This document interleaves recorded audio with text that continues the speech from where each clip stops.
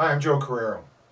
Don't you think it's about time we change the qualifications for those running for President of the United States? Now, along with the rules that pertain to citizenship and age, we know there is also the unwritten rule that candidates for president must either be millionaires or have easy access to those millions.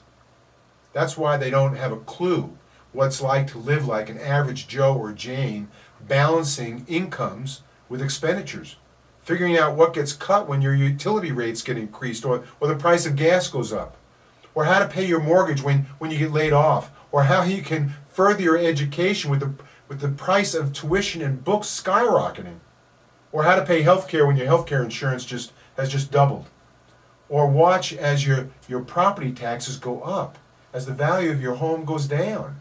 So since we become conditioned to vote for those candidates who have no idea how us middle-class folks can manage to keep living with all the burdens placed upon us, let's at least require that those we elect are honest, smart, and not violating the laws that they are bound by the Constitution to defend.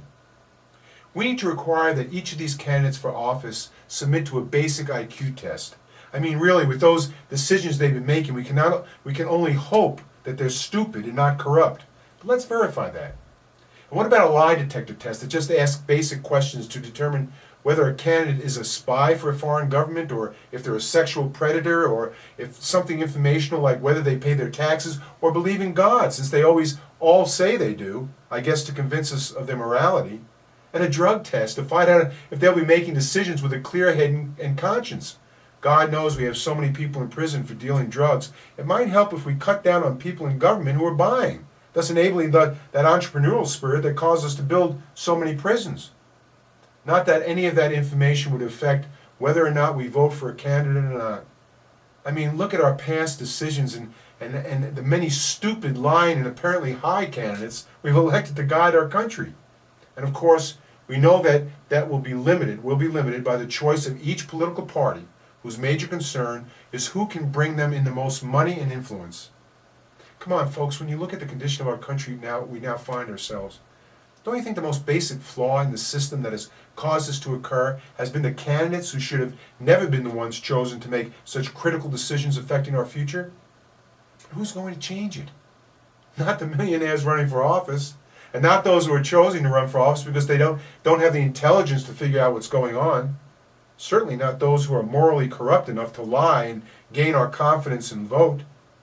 And of course, there's no motivation to change anything from someone who needs to escape from reality.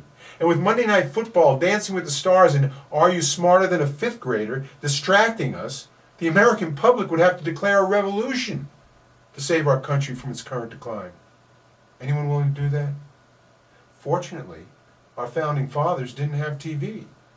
So please stay alert, at least trying to get involved in campaigns of those who are capable and qualified.